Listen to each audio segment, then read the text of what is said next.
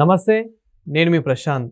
ఎన్టీఆర్ గారు నటించిన దేవరా మూవీ మాకద్దు అంటూ అయితే శాటిలైట్ ఛానల్స్ ఉంటున్నాయి. అసలు ఎందుకు భయపడుతున్నారు, దీని గురించి అయితే మాట్లాడేందుకు ప్రస్తుతం మనతో పాటు సీనియర్ జర్నలిస్ట్ జగదేవ్ గారు ఉన్నారు. నమస్తే అండి. నమస్తే సార్. దేవరా మూవీ అయితే ఎన్టీఆర్ గారు నటించడం జరిగింది, చాలా అద్భుతంగా అయితే ఆడింది. అంత మంచి మూవీని అసలు శాటిలైట్ ఛానల్స్ ఎందుకు తీసుకోవడం లేదు? అంటే రేట్ ఎక్కువ చెప్తున్నారనా, లేదంటే ఇంకేదైనా ప్రాబ్లమ్స్ ఉన్నాయా? అంటే ఇది మీరు అన్నట్టు శాటిలైట్కి ఓటీటీకి ఇంకా రాలేదు కాబట్టే ఇట్లా, అంటే ఓటీటీకి వచ్చినట్టుంది, బట్ శాటిలైట్కి ఇంకా రాలేదు, ఎలాగో ఓటీటీలో స్ట్రీమ్ లైన్ అవుతుంది కదా అని ఉంది. బట్ శాటిలైట్కి అది ఇప్పటికే సంక్రాంతి రిలీజు, మహాశివరాత్రికి బ్లాక్ బాస్టర్ మూవీ అని యాడ్లు వేసుకుంటారు కదా.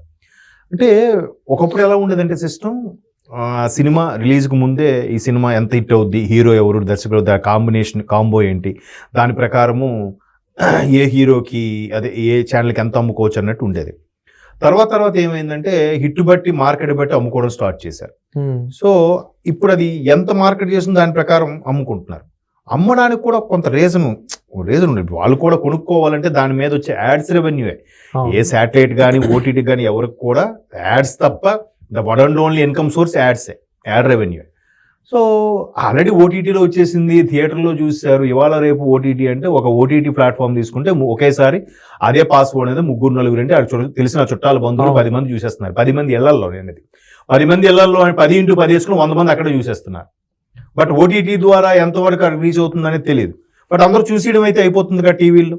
ఇప్పటికీ కొన్ని ఐబొమ్మనో లేదా మూవీ రూల్స్ లాంటి సైట్లో డౌన్లోడ్ చేసేసి చాలా చూస్తున్నారు. పెన్ డ్రైవ్ లో డౌన్లోడ్ చేసుకొని ఇంట్లో పెట్టి టీవీ కనెక్ట్ చేసుకుని చూసుకోవడము, ల్యాప్టాప్ లో చూసుకోవడము చేసేస్తున్నారు. ఇప్పుడు ఉన్న టెక్నాలజీతో తీసుకుంటే కనుక హెచ్డి రాకముందే వీళ్ళే హెచ్డి క్వాలిటీలో కూడా డౌన్లోడ్ చేసేస్తున్నారు.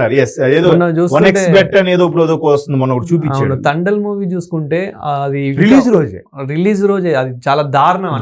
నిర్మాతలకు కూడా కొంచెం లాస్ అనే చెప్పొచ్చు. అంత కొంచెం కాదండి, ఎంత లాస్ అండి. అంటే సినిమా పిచ్చి సినిమా ప్రేక్షకులు ఉన్నారు, కాదనట్లేదు. వచ్చేసింది, ఇంకెందుకు ఇలా చూద్దాం, వెళ్దాం అనుకున్నాడు కూడా, అరే వచ్చేసింది ఆ ప్రింట్ బాగానే ఉందంట కదా. సో దానివల్ల ఇప్పుడు 1,00,000 మంది 100 రూపాయలు పెడితే వాడికి ఎంత వస్తుంది? 1 కోటి రూపాయలు వస్తుంది కదా. సో అది ఒకసారి అందులో 1,00,000 మందిలో ఒక 10,000-50,000 మంది తగ్గిపోయారు అనుకోండి, ఎంత నష్టం, సగం పడిపోలే. సో అలాగా ప్రొడ్యూసర్లు కూడా వీళ్ళేమంటున్నారు, ప్రొడ్యూసర్లు ఊరికే కాస్ట్ పెంచేస్తున్నారు, బాగా రేట్ పెంచేది. దేవరా మూవీ నుంచి మీరు అడిగారు కూడా చెప్తున్నాను. చాలా 300 కోట్లు పెట్టి తీశారంట. దానికి వీళ్ళు సరిగ్గా మేనేజ్ చేయలేక ఆయన ఎవరు, మన ప్రొడ్యూసర్ నాగవంశీకి ఎవరికి అమ్ముకున్నారు. బట్ ఆయన బాగా బెనిఫిట్ పొందాడు, కానీ ప్రొడ్యూసర్స్కి ఏమీ బెనిఫిట్ లేదని కూడా అప్పట్లో వార్తలు వచ్చాయి. ఎంతవరకు వాస్తవం మనకు తెలియదు. సో ఇప్పుడు దాన్ని మిగతాది కూడా గెయిన్ చేసుకోవాలి. ఓవరాల్గా 100 కోట్లు ఎంతో ప్రాఫిట్ వచ్చింది. ఎంత కష్టపడి 3-4 ఏళ్ళుగా తీస్తే ఎంతైనా ప్రాఫిట్. సరే శాటిలైట్కి అమ్ముకుందంటే శాటిలైట్ ముందు రావట్లేదు, అడిగిన రేట్ కూడా ఎక్కువ ఉంటుంది. అఫ్కోర్స్ అది ఒకప్పుడు అయితే లైఫ్ లాంగ్ వాడుకునే వాళ్ళు శాటిలైట్ వాళ్ళు. ఇప్పుడు అది 10 years వరకు ఎంత పెట్టేశారు డ్యూరేషన్. ఒకసారి ఒక సినిమా కొనుక్కుంటే దాని రైట్స్ 10 years వరకే. 10 years తర్వాత మళ్ళీ వాళ్ళు రెన్యూల్ చేసి కొనుక్కోవాలి, లేదా వేరే వాడు ఎవరైనా శాటిలైట్ కొనుక్కుంటే కొనుక్కోవచ్చు. సో అలా ఉంది ఇప్పుడు. సో ఇంత పెట్టితే మళ్ళీ మనకి యాడ్స్ ద్వారా వస్తుందా, జనాలు అందరూ చూసేశారు, సరే చూద్దాంలే అనుకుని ఏముందలే అనే స్టెప్ బ్యాక్ అయ్యే వాళ్ళు ఉండడం వల్ల దానికి ఇంకా శాటిలైట్ రైట్స్ అమ్ముడు పోలేదనే టాక్ అయితే ఉంది. ఈలోగా దేవర 2 కూడా అంటున్నారు. అంటే మొత్తం మీద ఈ కల్కి కూడా ఈ విషయం జరిగింది. కల్కి విషయంలో కూడా ఎలా జరిగిందంటే ఏంటది, ఇలాగే ముందు బాగా హిట్ అవుద్దా లేదా అనుకున్నారు. ఒక్కసారి హైపు ప్రభాస్ వల్ల కలెక్షన్స్ వచ్చేయడం వల్ల ఒక్కసారిగా దాని రేటు పెంచేశారంట. చాలా రోజులు అది సేల్ అమ్ముడుపోలేదు. తర్వాత వాళ్ళు శాటిలైట్ వాళ్ళు కొనుక్కున్నారు అన్నట్టు కూడా ఒక టాక్ ఉంది. మేబీ అంటే ఇప్పుడు ఎవరైనా రూపాయికు ప్రొడక్ట్ తయారైతే కనీసం రూపాయి పావలాకైనా అమ్మాలనుకుంటాడు, అంతే కదా. 1 రూపీ 25 పైసకైనా అమ్మాలనుకుంటాడు, కానీ మరి నష్టంకో 90 పైసలకు అమ్మాలనుకోడుగా. ఆల్రెడీ రూపాయి వచ్చేసింది అనుకోండి, ఆ పైన ఎంత 10 పైసలు వచ్చినా పర్వాలేదు అమ్ముకోవచ్చు కదా. వీళ్ళు అలా అనుకోరు. ఎందుకంటే మీరు అన్నట్టు ఇప్పుడు మూవీ రూల్స్, ఐబొమ్మ లాంటి కొన్ని సైట్లు చేసే నిర్వాహకం వల్ల, పైరసీ ఎంకరేజ్ చేయడం వల్ల వాళ్ళు నష్టపోతున్నారు. కాబట్టి మళ్ళీ సినిమా హిట్ అవుతుందో లేదో తెలియదు. హిట్ అయినప్పుడే కదా 4 రాళ్ళు సంపాదించుకోవాలి. అది సంపాదించుకుంటే కదా మరో 4 సినిమాలు తీయగలుగుతాడు. అప్పుడు ఇండస్ట్రీ పచ్చగా ఉంటుంది. ఇప్పుడు ఎలా అయిపోయిందంటే గుడ్డు ముందా పిల్ల ముందా అన్నట్టుగా మీరు రేట్లు పెంచుకెళ్ళిపోతున్నారయా అంటున్నారు ప్రేక్షకులు. అరే మేము ఇన్ని కోట్లు పెట్టి తీస్తున్నాం, ఆ మాత్రం రేట్లు పెంచకపోతాం, ఆ పైసలు రావురా అంటున్నారు ప్రొడ్యూసర్లు. ఎవరి వెర్షన్ కరెక్ట్ అంటే ఏం చెప్తాం? ఇద్దరు వెర్షన్ కరెక్టే. ఒక ఇప్పుడు వాడు అంత ఖర్చు పెట్టకపోతే వాడికి పైసలు సినిమా అందం ఉండదు. ఇవాళ రేపు టెక్నాలజీ బాగా పెరిగిపోయిందిగా. ఇప్పుడు ప్రతిదానికి కూడా ఒక ల్యాడర్ ముయ్యాలంటే దానికి 2 బాయ్స్ కావాలి. ఆ 2 బాయ్స్కి మరి జీతం ఎవడిస్తాడు, డైలీ వేస్ ఎవడిస్తాడు, వాడికి ఫుడ్ ఎవడు పెడతాడు, వెహికల్ కన్వీన్స్ ఎవరిస్తారు? ఇవన్నీ ప్రొడ్యూసర్కి భారమే కదా. ఇవి ఎవరికి తెలియదు.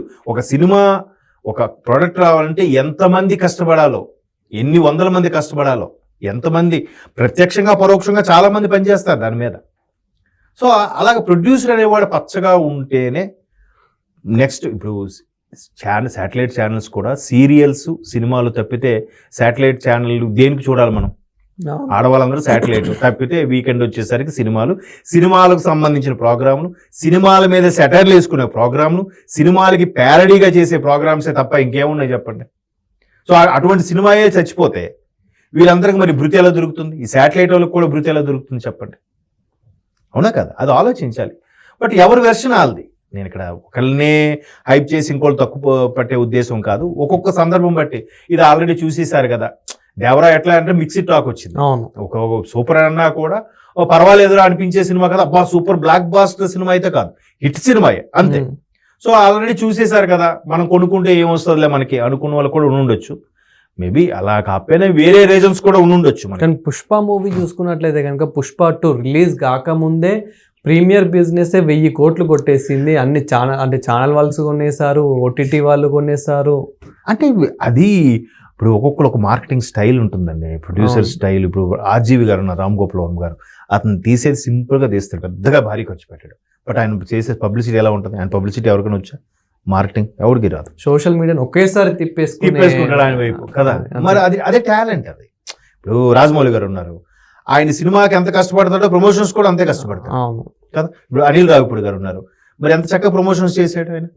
వెంకటేష్ గారితో సార్ నేను పాడతాను సార్ అంటే ఏదో స్వాతిముత్యం స్టైల్లో కమల్ హాసన్ గారి టైప్లో పెట్టి ప్రమోషన్స్ ఎక్కడెక్కడ ఇంటర్వ్యూస్ ఇవ్వడం అన్నీ.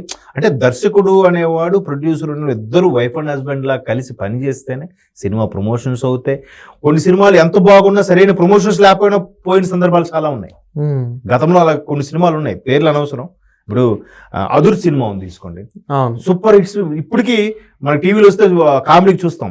బట్ కరెక్ట్ గా తెలంగాణ ఉద్యమం టైంలో రిలీజ్ అవ్వడం అది దెబ్బ పడింది. అది ఒకసారి పరిస్థితులు బట్టి కూడా, కరోనా టైంలో లేదా వరదల టైంలో అలాంటి సిచ్యువేషన్స్. సో కాబట్టి ఈ శాటిలైట్ రైట్స్ కూడా అమ్ముడుపోతాయి. బట్ బిహైండ్ ది రీజన్ ఇంకేదో ఉండుండొచ్చు, మనకు పూర్తి స్థాయిలో అది బయటికి రాదు. మేబీ ఆల్రెడీ కొనుక్కున్నారేమో. ఇప్పుడు మళ్ళీ ఎలా ఉంటుందంటే ఆ రోజు వచ్చే యాడ్స్, రేటింగ్, రెవెన్యూ బట్టి కూడా మళ్ళీ ప్రొడ్యూసర్ షేర్ అడిగాడు అనుకోండి, ఒకసారి అమ్మేస్తే ఓకే, లేదు నీకు వచ్చిన రేటింగ్ బట్టి కూడా నాకు యాడ్స్ బట్టి మళ్ళీ షేర్ ఇమ్మని అడిగారు అనుకోండి ప్రొడ్యూసర్స్, మళ్ళీ అది వాళ్ళకి ఇబ్బంది కదా. రకరకాల రీజన్స్ ఉంటాయి. ఇది అని పర్టికులర్గా మనం చెప్పలేం, మన వరకు రావు అవి. Thank you sir. థ్యాంక్స్.